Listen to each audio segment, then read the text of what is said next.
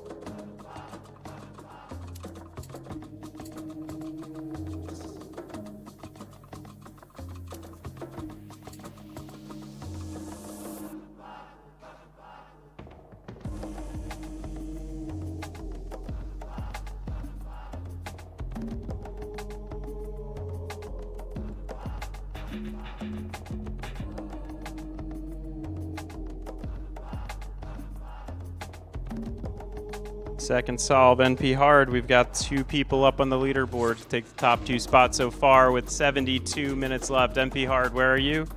Remind me. All right. Good work. What did you eat for breakfast that's making you so successful today? Power of corgi. All right, love it. Power of Corgi, and the shirt says it all. Let's see who can jump into the number 3 spot. I'm betting it's happening soon, and then it's going to be a race so you could finish the next 2 challenges.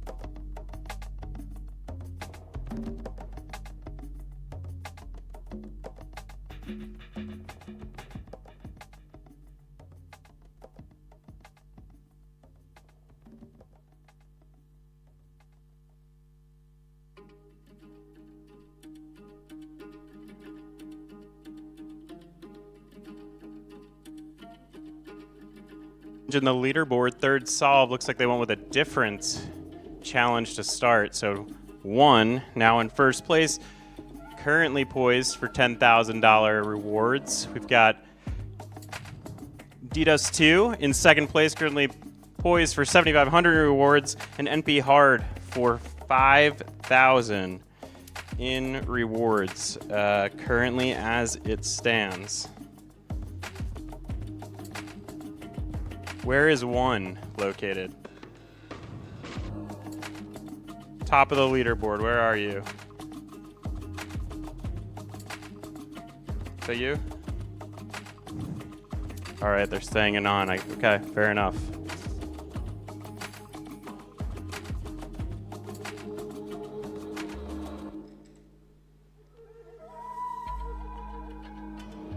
"65 minutes remain. And remember, if we have 3 people solve all 3, that'll end the clock before the remaining 64 minutes. So keep hacking away, guys.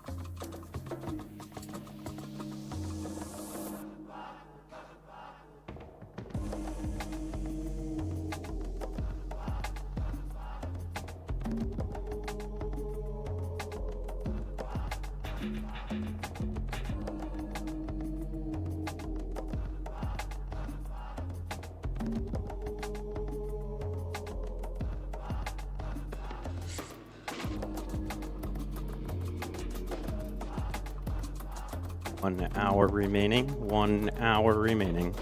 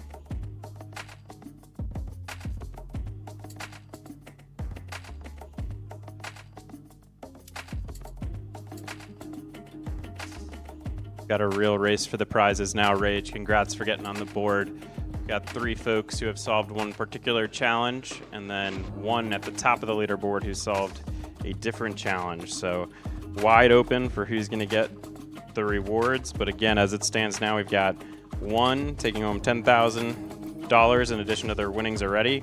$7,500 for DDoS 2, and NP Hard would get $5,000 in this round. So anybody's game still, 51 minutes and 45 seconds left. Keep hustling. Everybody's doing a great job.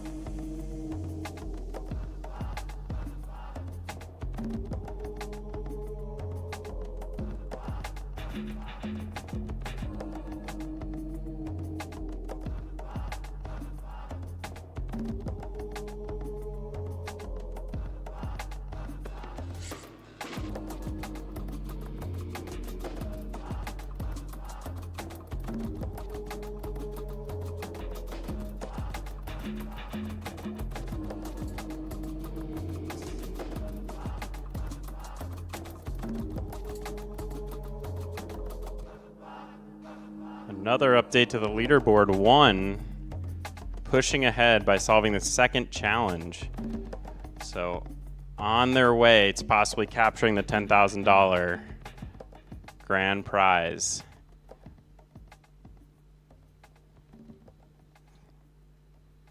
A reminder that places 4 through 14 in the finals all receive the same amount. So if we have a top 3 that solve all 3 before the timer's up, the finals will be over. So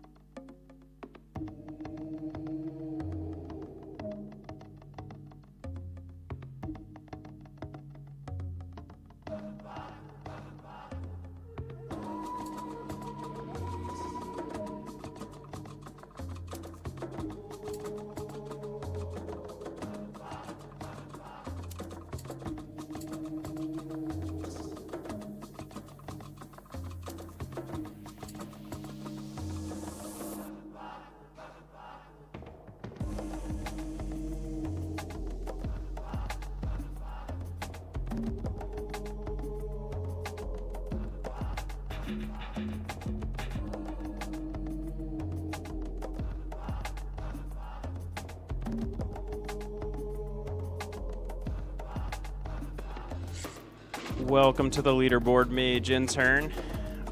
It's heating up. Who can get into those top 3 spots for the big prize money?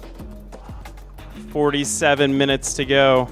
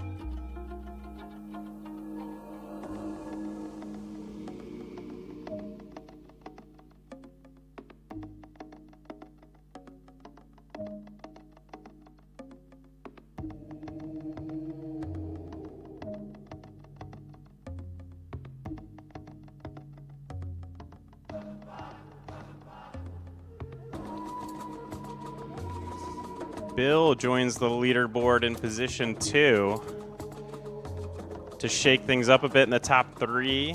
MP Hard drops to number 4, so good work, Bill, getting in there for the $7,500 spot as of right now.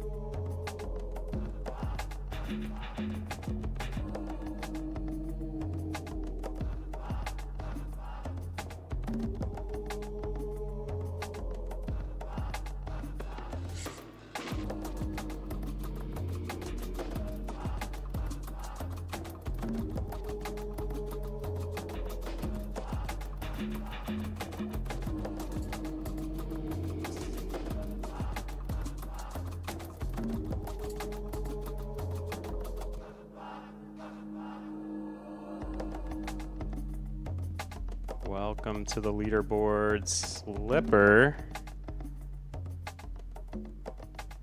Slipper with 2 solves very quickly to put them into second place now over Bill. So it's heating up. We've got 2 folks with 2 solves. The first one to get the last one is going to take home the $10,000 prize unless someone can solve 2 before they get to that last one. With third place wide open still, but being held by Bill as we speak.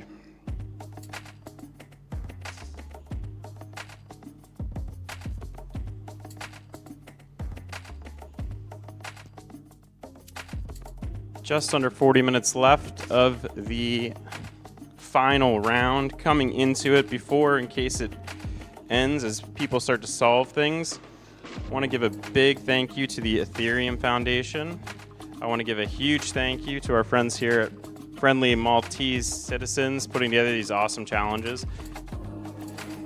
We appreciate all the hard work you did on that. And then we also want to give a huge shout out to the upcoming Ethereum Protocol Attackathon with rewards up to 1.5 million and the wonderful support that we've all received from Bybit, Wormhole, Arbitrum. Great events. So keep it up, everyone. Keep your heads down. Coming in the home stretch here.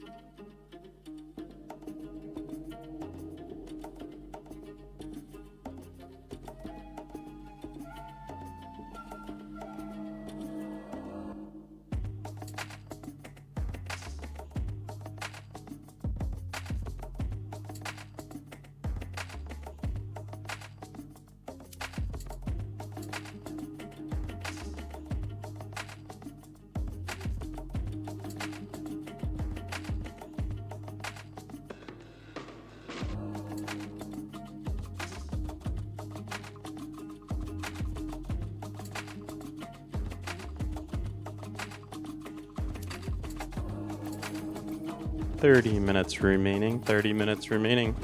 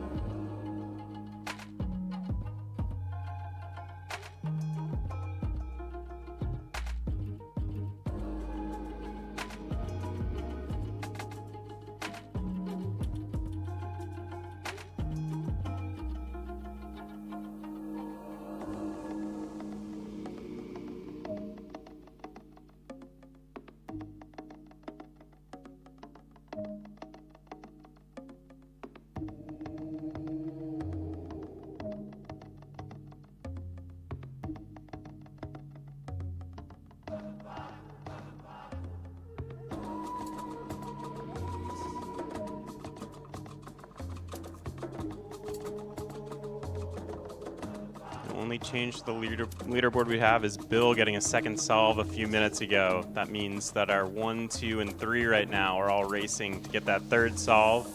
First one to do it gets the $10,000 grand prize. Coming down to the wire, we got 22 minutes left. 3 people in the driver's seat to stay in 1, 2, and 3, and plenty others behind who can certainly get up there as well. So keep it up. Let's see what happens.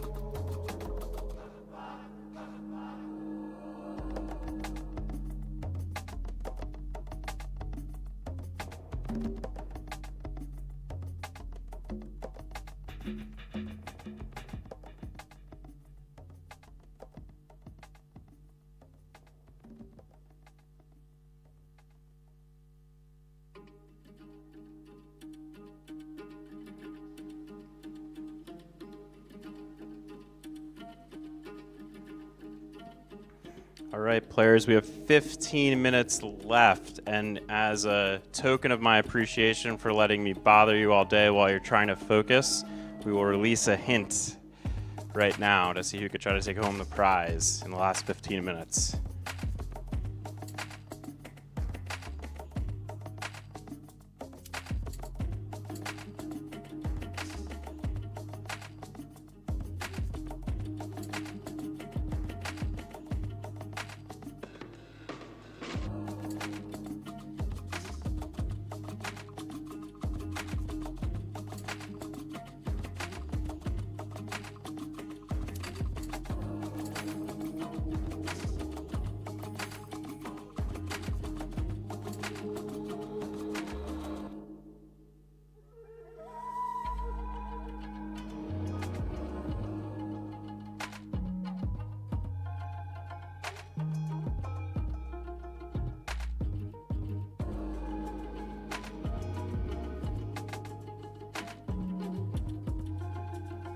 There were typos in the first hint, so there's a second hint out there now to clarify.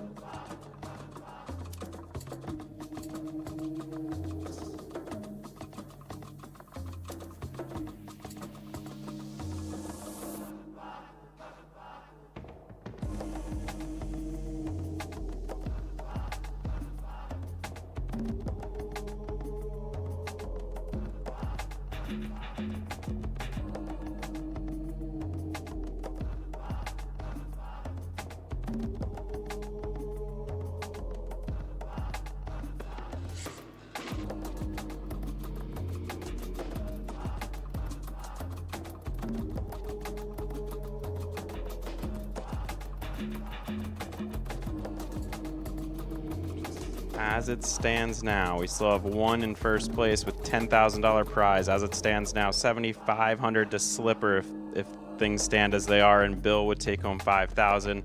The rest of the pool up to the rest. However, it does seem that if there's one solution to one of these, to one of the ones that has not been solved yet, that person can easily jump into first place if there's no other solvers. So anybody's game in this room in the last 12 minutes. Good luck.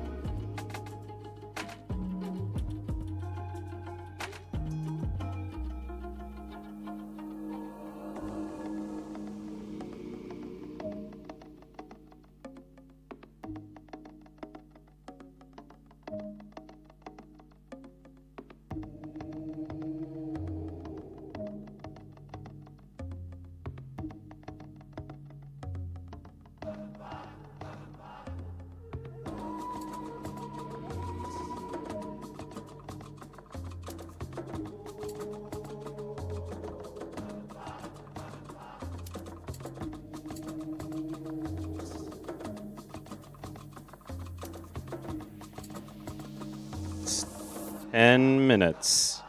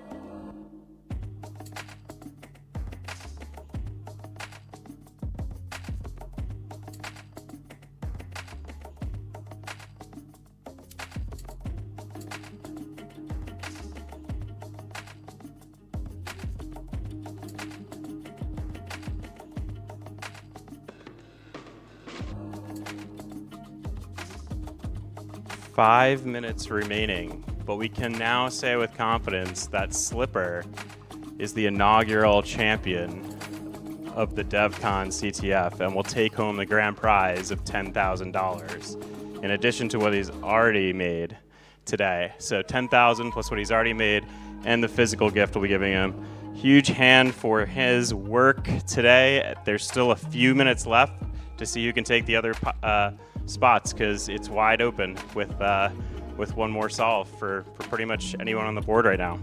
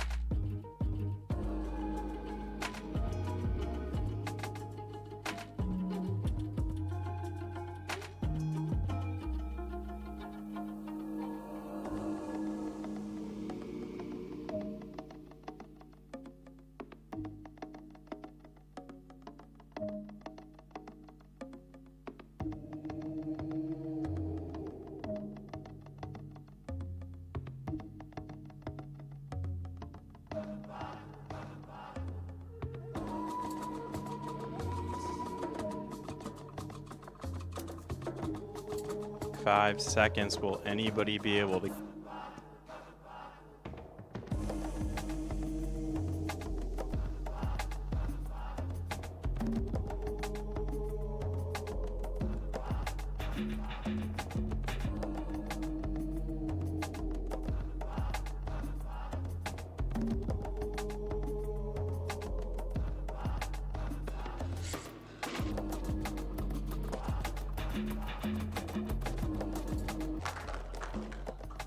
Everyone in this room should be pretty proud. That was a lot of people that came in this room and did some speed hacking today. And today, a huge congrats to Slipper. Where are you? Slipper, come on up for a minute. Congratulations on winning the whole thing. I have a question for you. you took a little bit of a mitigated risk there in holding 2 answers at the same time. It looked like you submitted them back to back. Was that intentional strategy to put pressure on one? So I thought I have already submitted the one solution, but it turns out I was not showed on the scoreboard. So I just realized I didn't submit the one successfully. So it looked like a brilliant strategy. That was actually a brilliant accident. Congratulations, you did a fantastic job today. How do you think you'll spend the money? How much would I get? 5,000, because you and I will split 5,000. No, $10,000 plus what you already got from the previous round. So you'll get a little over $10,000 and a gift from us at the award ceremony later. But I haven't decided yet. So, but I would thank ChatGPT for helping me. So I would pay for them. so a nice donation should go to ChatGPT for helping during the competition. Congratulations to you for being the inaugural winner. I want to shout out really quickly again our great friends over here, the Friendly Maltese Citizens, for putting these challenges together. I think they did a really great job of putting challenges that were difficulty types and managing the event and the platform, so we really appreciate their help here, our team here as well. I want to thank the Ethereum Foundation for allowing us to run this, the first one they've done, I believe, at Devcon, and hopefully not the last, and for being our partner in doing so. And I really want to thank the, as you know, the upcoming Attackathon of the auto competition for the working on this project that starts in about 12 or 11 days. 8 weeks of hunting, a ton of educational materials to get you up to speed, and the sponsors of that program who are supporting it. Huge round of applause. I also want to congratulate our second and third place winners for $5,000. So that's one. Where's one? Raise your hand, one. Stand up, one. Stand up, one. And then Bill, where's Bill? Dollars plus what you did earlier today. So really great work by all of you. I think you're all coming out in the black today by getting some rewards in cash. We also have a reward for you later, which we'll do at the award ceremony here after we do a little bit of a fireside chat regarding security. So hopefully you'll stick around for that, so you can collect your gear and then get to our team with your wallet numbers if you haven't already done that, so you can collect your USDC in the next few weeks. The last thing is, a lot of the folks in this room, which is amazing, didn't even sign up until they walked up today and just came in and dominated. So really great job on you all for showing up, coming through here, getting into the finals, making a few dollars. And because of that, I don't believe you got swag packs. So we have swag packs for you as well. Ash, if you could raise your hand over there, he has them for you. So make sure you collect those as well before you participating. Find anyone in an Immunify shirt to give some feedback to, because we want to make sure we give feedback to the Ethereum Foundation. So when they run the fireside chat,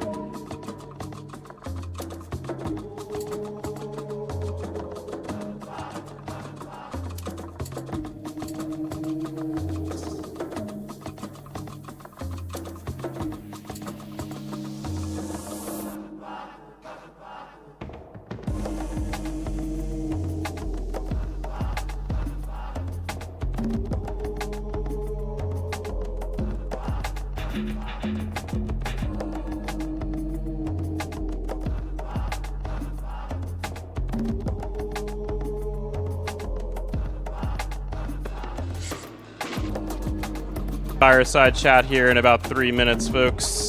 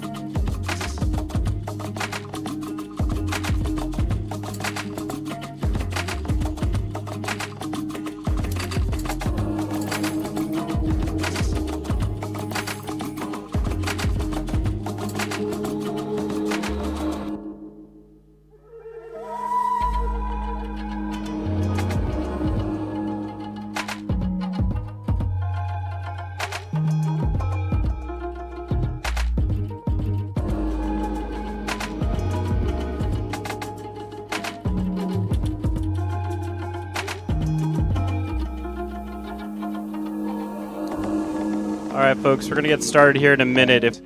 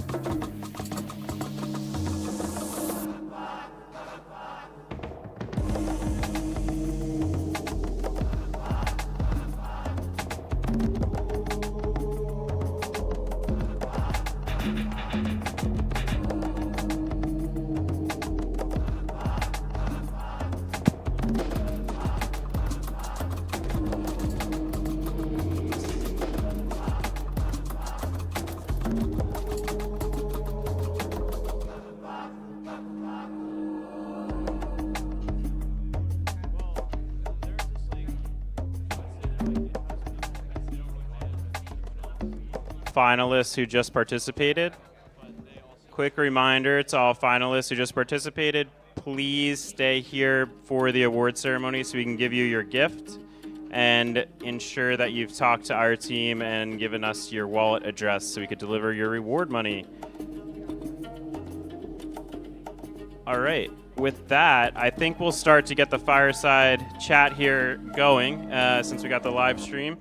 And what I think we'll do first to make it quite easy on ourselves is just introduce who we have here. You've heard me talking all day, so enough of me, but I'm Mike O'Keefe. I head up sales and customer success at Immunify, which is CrowdSec bug bounty programs and audit competitions. And let's just move left to right to start.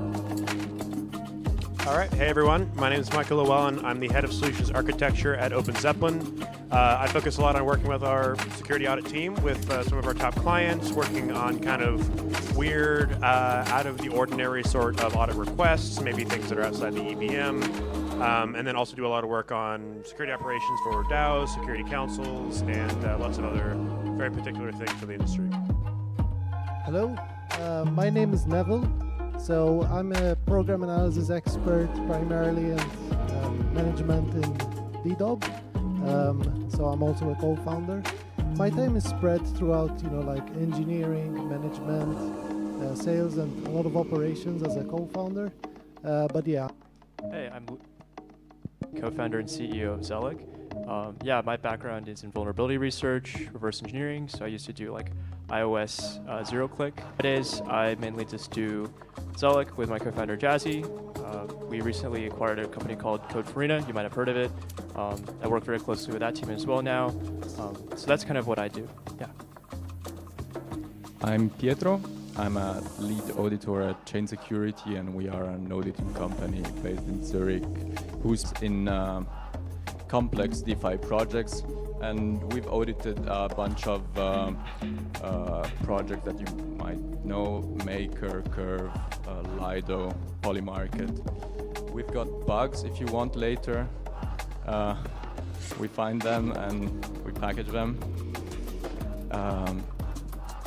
And we specialize on EVM ecosystem. Awesome. And so thank you all for joining the panel. Thanks for coming here today. Nice way to end the long day of deep focus these folks had, and I think it's been great because I think Immunify has worked with all of you in different capacities throughout the years. So it's a great collection of folks here. I'm going to start with one that's a little off script that we hadn't talked about yet. Is Pietro. Pietro, you participated today. What did you think of the CTF? What did you think of the how you felt you performed? Yeah, so I'm not too satisfied with how I performed. I very rarely interact with RPCs myself, so I found the bug quite rapidly. I was in round 3, and I think they were very easy to spot with on-chain part. It was an interesting challenge still, different challenges, and the finals also seemed very interesting, but I haven't read the code, so I'm curious to see that. Perhaps a team format would work better for you next time. You spot the bugs and then you hand it off to a teammate. Yeah, probably, or just taking a couple of hours to get used to deploying stuff beforehand also would have worked. Well, we were thrilled to have you participate. A lot of the audience today, a lot of the participants in the CTF today, which was fantastic, were developers, security researchers, auditors. We had a really great mix, and many others, I'm sure, as well. So I think keeping that in mind, keeping the audience in mind when we go through the next few questions over the next 15 minutes or so, we can kind of cater to those audiences however you please and whatever angle you guys want to come at it from. But the first thing I'd like to ask is, a lot of these folks are involved in CrowdSec security. That's kind of what the Ethereum protocol attackathon will be about. I'm curious how you all see CrowdSec security next to your businesses and how you operate, and maybe where I'll start actually is with you, Luna, because you all recently acquired Code Arena. So you obviously see some value next to the audit. So I'd love to hear your perspective. Yeah, I mean, the main reason we acquired Code Arena is we just think we can deliver like better experience, better security for our customers. The main thing that I would shill is this concept that we have introduced called Audits Plus. So when you have a consultative audit, you're going to get like, a small number of very highly skilled people, and they're going to look at the most important parts of the protocol, but it's fundamentally a time-boxed audit, right? So they're going to get maybe 1 week, 2 weeks, 3 weeks to look at this thing, so they can't afford to look at every single like gas optimization that there could be, or like, oh no, this function's not documented. They need to go find and make sure that the critical invariants of the protocol are firm. Now, on the other hand, a lot of times you do want to get information about all the possible things that could go wrong, and not just that, you might want to have hundreds or thousands of eyes on the code base, because that is what you want before you not just ship it to mainnet, but also before you put it in front of a bug bounty, right? Because that would be very expensive. The earlier you catch a bug in your development integration test or the unit test or the code review, internal audit, the earlier you catch these things, it's cheaper. So you want to get a consultative audit because you can have a firm authority say like, okay, yeah, we looked at it and we're pretty sure it's secure. And then you want the additional reassurance of like, okay, now not just that, we've got a crowd of people that looked at it and it's definitely been very thoroughly picked apart. So because of that, we think that consultative audits and competitive audits, or crowd security, these two go hand in hand in creating something that's extremely high assurance. So that's kind of what we think. We think that crowd security is very important. Yeah, that's why we acquired Code Arena. Wonderful. I'll open up to the rest of the panel for anyone that's got a response to this question as well.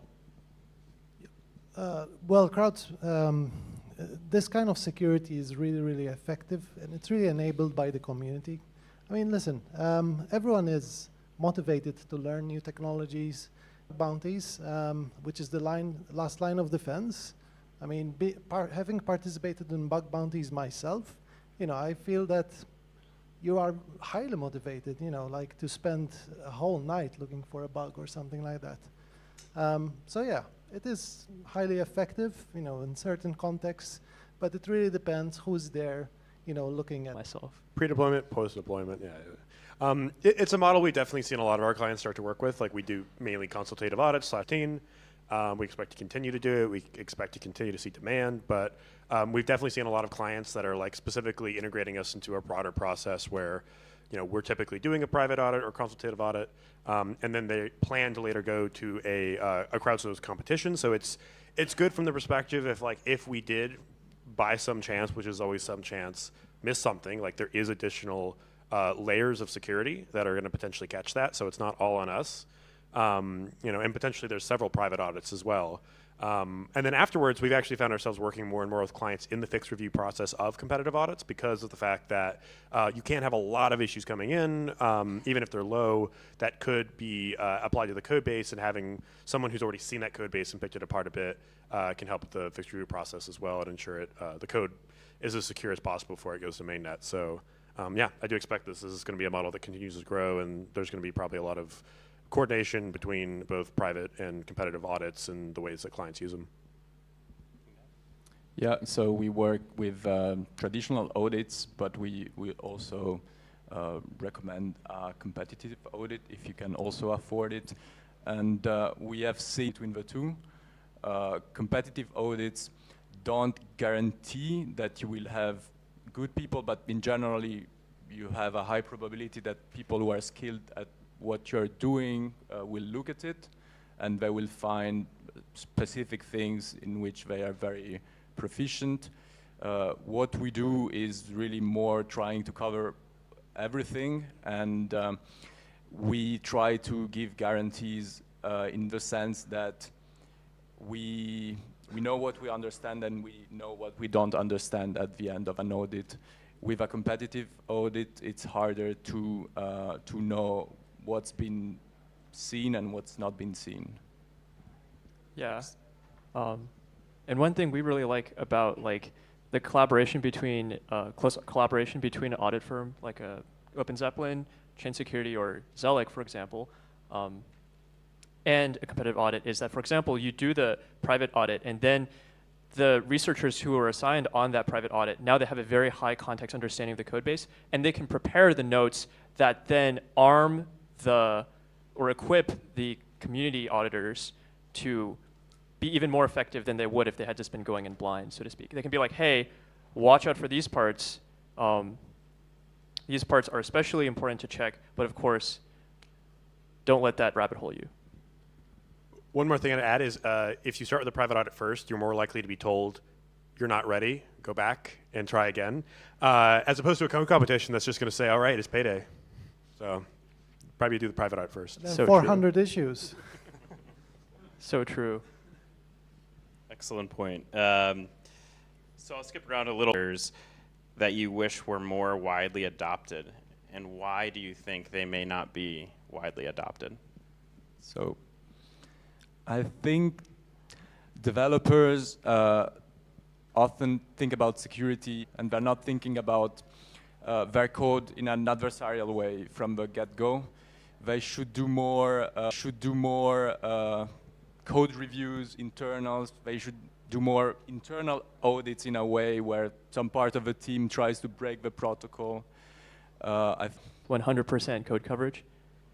I know you guys out there, you guys do not have one. I think they're totally right. You should do function requirements, and then checks and variants, and then CFAMM, just assert the constant function is still constant at the end.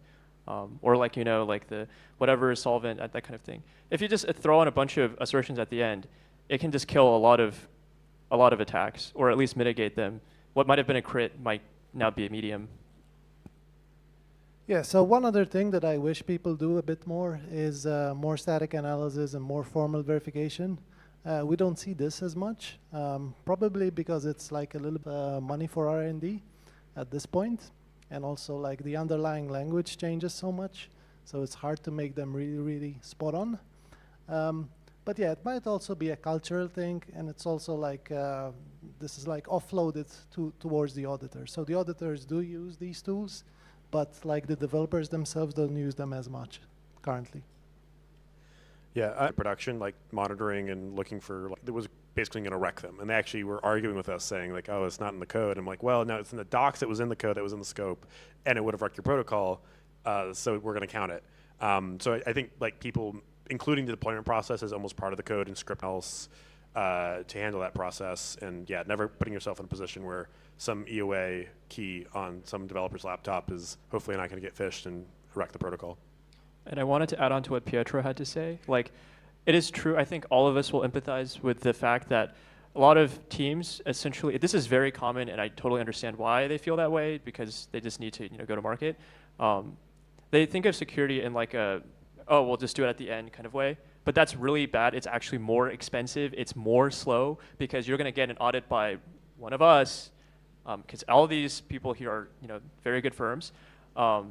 And we're going to tell you like, hey, your design does not work. You're going to have to rewrite this entire component. Come back in 2 months after you've rewritten it. So before you thought you were going to launch in December, and now you're launching in March. So it's like tax planning. It's like post hoc tax planning. It doesn't work. I equated it to like the job of Homeland Security, right? Like the best job you do to the left of the audit is never going to be talked about, but it's the highest ROI and the highest, most difficult to calculate. Avoiding those situations. So work you do initially is also relevant to security, even if it's not security oriented sometimes. Like good design is something that makes security assessment much easier, even if you have been thinking about security the whole time. Then, so I would say being good at software development helps security in general. Yes. That dovetails nicely into another question I want to ask the panel here, and then maybe we'll have time for a question or two from the audience if they have some, which is, talking to some folks here today who are developers early in their projects, sometimes some of them being first or second time through this process. What's the best piece of security advice you can give them at the earliest stage of their journey of creating something new? Yeah. Oh, sorry. Michael, did you want to go? Go for it. Yeah, like figure out what you want your protocol to do and what you want it to not do, and write them down, and then like look at them while you're developing your code, and then add tests for them, add assertions for them. Like, we find this to be a very common problem in our audits, is that we talk to the customer like, okay, so like, what are you worried about? And they're like, well, we don't want to get hacked. I'm like, okay, what does that mean, right? You should know what it means for your protocol to get hacked. So then you can like actually think about like, okay, well, I'm worried about this or that. Basically having a real threat model. I'll add to that, like definitely 100% threat modeling is like where you should start. I think, because the other thing is like people, like security has to scale with the project. Like, are you going to be able to afford to have like a full monitoring infrastructure set up, like going to deployment if you're like, you don't have any TVL, you don't have a lot of things. Like, we will still say like, yeah, you should probably do that. But if you like literally can't, you don't have the resources, like a lot of teams I think will, because they start out without like a lot of the security infrastructure or support, but then like suddenly in a couple of months their TVL's like grown, it's gotten massive, there's a lot more value at stake. They never really thought through how are we going to like upscale our security. Like, I've seen people that will build up their access control and hard code in something like EOA owner, and they're like, well, maybe we should transfer it to a multisig now, and they're like, actually, we don't know how to do that, we didn't prepare for it. That's like a particularly egregious example that does exist in a billion-dollar protocol. Try looking for it, where someone just hard coded the owner, and you just hope that whoever has that key never gets like kidnapped or decides to go rogue. So like, but just in general, be prepared to like scale up your security as you have the resources to spend on it. And just even if you can't spend on it today, plan to know like, okay, at some point at like this level of TVL, let's start like taking whatever profits might come from that and like invest it in making our protocol more secure. Because like most of y'all here, unless you win enough from this competition to pay for a whole audit, you can't get your code audited from a top tier firm, but maybe at some point you do or want to, and be prepared to upgrade it and other things. Yeah, like you want to have escape hatches for yourself. It's kind of like lawyering stuff up. Like, have anyone here worked with lawyers before? They're like so expensive. It's like so annoying. So you tell them like, okay, we don't need like this like friggin' Cayman Islands Panama thing. Just like make me the Delaware LLC, and just we'll fix it later if it gets really big. But like these things are, lawyers are good at like, okay, yeah, we'll just like move all this stuff over. It'll be fine. They're good at like having these escape hatches for you because people have been making legal contracts for a long time.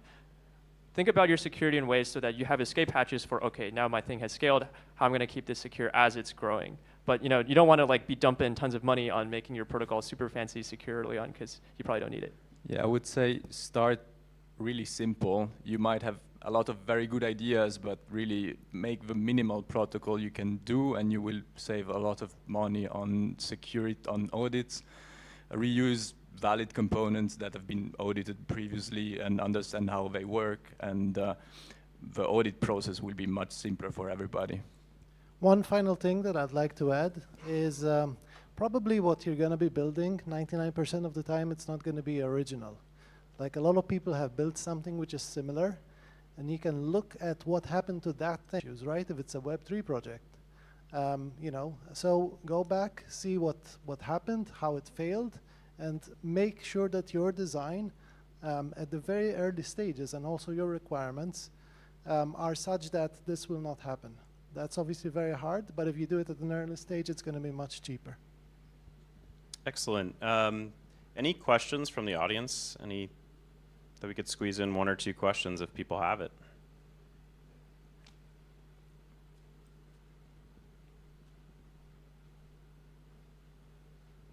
Hi, so I'm building a debit card solution where I'm assuming that once a transaction signed and went to the network, it will be successful because the whole thing is standardized.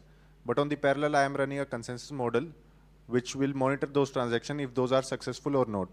And if it goes fails, it will trigger the system and act accordingly.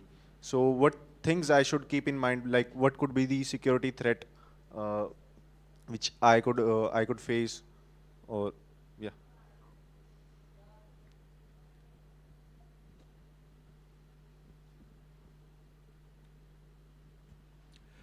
So just to understand it, you're trying to build a system where someone signs a transaction, submits it, it succeeds or fails, and this is just for like a normal payment. So what we are trying to do, we are providing the transaction time to 4 to 5 seconds. So once the transaction is signed and sent to the network, we assume that that will be successful. But on the parallel, we are running a consensus model that will monitor those transactions and build a consensus and will act accordingly, like if it fails due to network congestion or some logic error or something. So what other things I should keep in mind, like what other like scenarios of which transaction could fail, or how? It's hard to say exactly because I think there's a lot more I would need to know about the system, but just off the top of my head, I would say there could be an instance where like the way that you're like the node that you're monitoring it from is somehow down, or like I guess be prepared for whatever infrastructure you're relying on to be able to confirm success or failure. You have like general assumptions here. Like we are using blockless protocol, which have different nodes, and I think those node transaction is failed or successful. So I think that wouldn't be the case, but there could be something of which I should be aware about. Again, I'm trying to second guess about how your system works, but one of the things that comes up is whether the consensus algorithm has a finality gadget, whether you can actually tell whether a transaction has been finalized or not, because otherwise you'd need to wait a lot more time than 4 seconds. 4 seconds does sound really, really low, though. Cool. Thank you. Time one more question if anyone in the audience has one. One question over to the left there. Hi, so I'm not a security researcher myself, but I've seen a lot of hacks that are due to consensus mechanisms and sometimes mass social engineering of a protocol. I was wondering, what do you think about how we can basically build mechanisms that are more hard-coded to prevent such exploits? More hard-coded? Yeah, because basically the human factor is more unpredictable. How can we hard code consensus to be less? Maybe it's a difficult question. When you say consensus, do you mean like for example, a multi-sig, does that count as consensus? Yes, and also at scale, like for a DAO. For a DAO? Yeah, so transparency is very important here because it makes it a lot easier to see what you're actually voting for example. I think one notable example was there was one for Tornado Cash where they just like proposed a thing and they were like, yeah, it totally does this, and it just like did something else. So yeah, like monitoring your DAO is pretty good, transparency. Another thing is just time locks. So like make it so it's easy to cancel a thing that's in the pending state in the time lock. So this way there's a longer window for things that are like potentially breaking to get canceled and noticed. Of course, the downside there is you get a lot more latency, so if you have some critical thing that needs to get jammed through, it may make it hard to do that timely. So that's another trade-off. Do you guys have any ideas? Yeah, we've had some really fun experience, and I say fun in a sarcastic way, with DAOs that were under some form of governance attack. In one case, like a whale buying a lot of tokens and trying to push through a proposal on Compound that would have given them an even larger part of the treasury and then control the DAO. And the way they did it was very tricky. They took a bunch of tokens they had purchased, they spread it amongst a bunch of accounts. We did actually have security monitoring that picked this up as strange activity. But even then, it's like, okay, so who is like a genuine new delegate, and who's one of these many accounts controlled by this one entity? There's very few ways to do that in a permissionless system because it's essentially a Sybil attack in that sense, as long as they have the resources to allocate. I think at least being aware, I think ultimately like having a reputation in the ecosystem and then having some checks and balances on them and recovery mechanisms, like in that case, like having a multi-sig that can veto proposals if they're somehow violating the DAO, but you have very specific rules. That multi-sig is elected by the DAO, they're accountable. That's where I'm starting to go towards, especially for DAOs. And for multi-sigs themselves, I think definitely having strong reputation, possibly even KYC, kind of depends. People are, you know, controversial around that. But I think if you can, if it's appropriate to like say, we know these are individual people, do a signing ceremony where they're all in different places and they can verify they're all different people. It's not like one guy controlling 4 or 5 different keys. Yeah, I think it's like there's no good technical solution to these things. These are just like, okay, having strong social mechanisms to recognize who's a good actor and who's not, because it's not as easy as like Ethereum, where it's like, okay, we're running a bunch of nodes that are all coming to deterministic answers, and the general idea is just like make sure you have enough nodes that they can always outvote the bad nodes on the deterministic answer. With multi-sigs and DAOs, these are not deterministic answers of like, yes, this is good, yes, this is bad. So there does have to be a lot more work on the consensus of who are the actors, why are they allowed to participate in the system, and how do you root out bad actors and prevent them from gaining control. As a shitpost, you could take the MakerDAO approach and you could make the decisions deterministic by offloading it to AI. All right, end of shitpost. All right. It's also an interesting experiment anyways. I'm curious how it goes. So another mechanism I've seen is to make the quorum of a governance mechanism increase in size the more contentious the vote is, so that a simple majority is not enough. So it's a variable quorum. Yeah, of course, it's like a trade-off between like how easy it is to get stuff done, same with time locks, and how safe it is. Yeah. I mean, on one end of the spectrum is just everything's hard-coded. On the other end of the spectrum is just like whatever goes. Yeah. Any other final comments from the panel here today? And I know we're a little bit over time, but I want to thank you all for joining. For anyone in the audience who hasn't had an opportunity to work with either Immunify or any of these firms, these are some of our favorites in the industry. There are many others that are great too, but to put together a panel with this group, because it's really great. Can't go wrong with anyone sitting up here. Any last words, panel? I think everyone on this panel is really awesome. Likewise. I agree. Very nice of you. Thank you all for joining us. Really appreciate it, and hope everyone has a great rest of the week. And with that, I can let the panel go, and I think we owe some rewards to our CTF participants today. Thank you all again.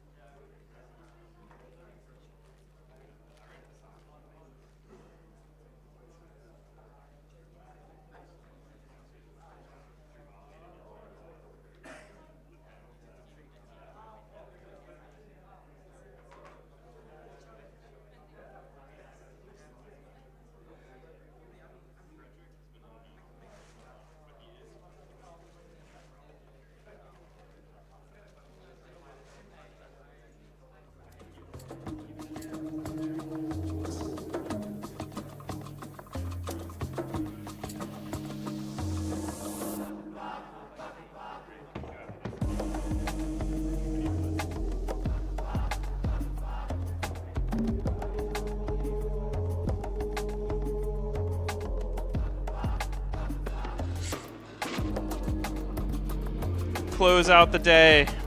We have here full CTF participants. We're going to go ahead and start with Slipper again.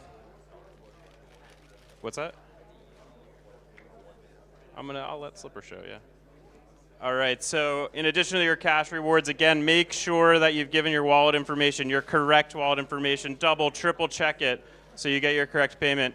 But if Slipper is still here, we do have a physical gift for you if you want to come up and grab it. Slipper, you still here? Come on up real quick. So in addition to the cash, congratulations again on being the first one. Maybe you can show the rest of the participants what we'll be giving out here to the finalists. So In addition to the cash prize, we've got a nice set of Beats by Dre Studio Pro headphones for everybody to take home. And make sure you get your Immunify swag bag as well, commemorating the event here today. Let me go through and call names up to come get your stuff.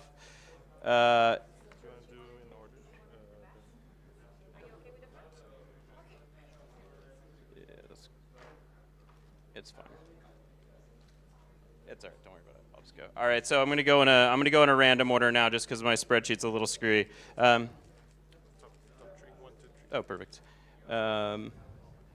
Wait, no, something's wrong.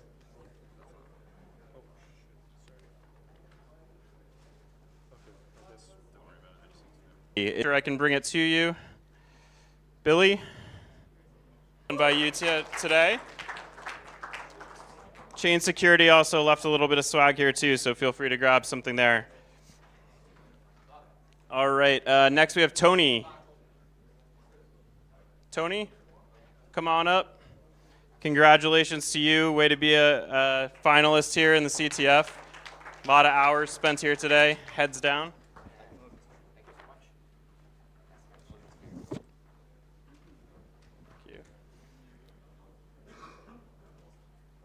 Next, we're looking for Nyoa. I hope I'm pronouncing that correctly.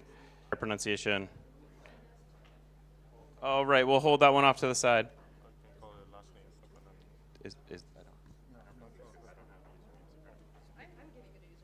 But are you sure that's a correct one? Yeah, this is from Mixi.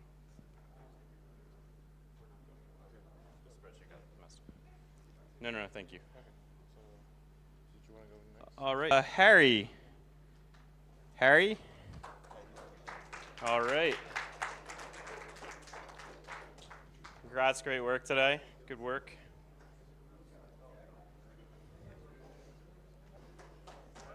Great work.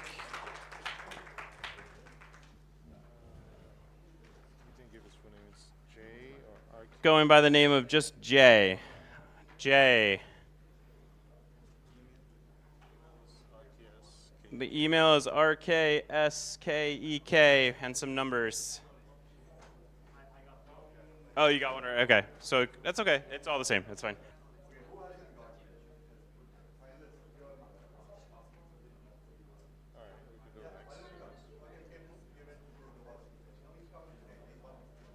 Yeah, it's all good. Yeah, yeah, it's all the same. We can just pass them out.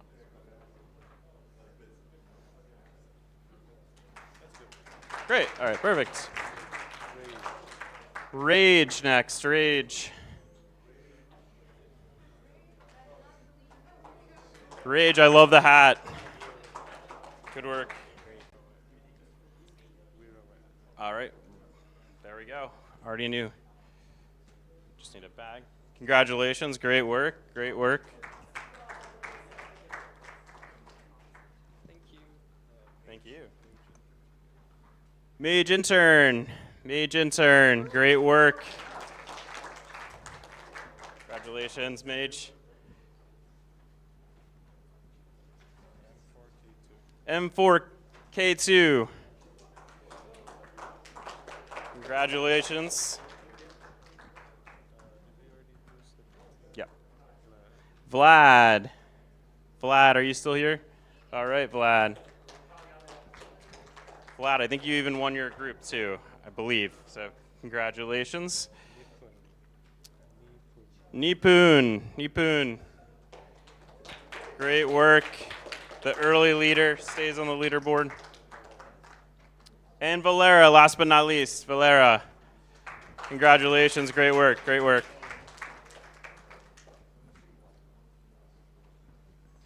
Once again, thanks everybody for coming through. Thanks for participating in the CTF. I know it was a lot of hard focus work in one room all day.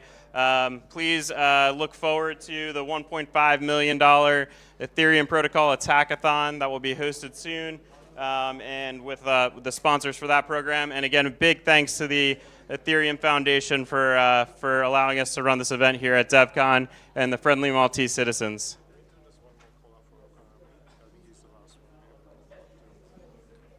Okanami, are you still here? Okanami?